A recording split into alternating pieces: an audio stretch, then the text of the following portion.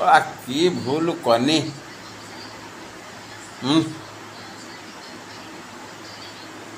Vote ଦେନି କହିଲେ 300 unit ଦେବେ। ଭାବିଥିନି ଇଏ ଖରା ଦିନରେ 2-3ଟା ଲେଖା ଫ୍ୟାନ୍ ବୁଲେଇ ଦେଇକି ଶୋଇମି, ଆଉ 300 ୟୁନିଟ୍ ବି ହେବନି, ମାଗଣାରେ ବିଜୁଳି ପାଇମି।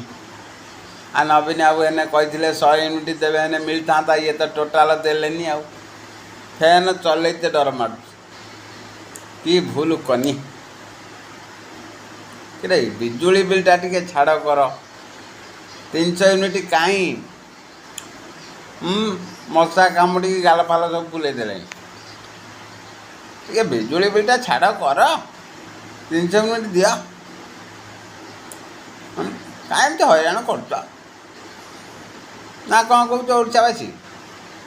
300 ୟୁନିଟ୍ ଛାଡ଼ ହେବ ନା ଲେଖା ଛିଣ୍ଡିବ?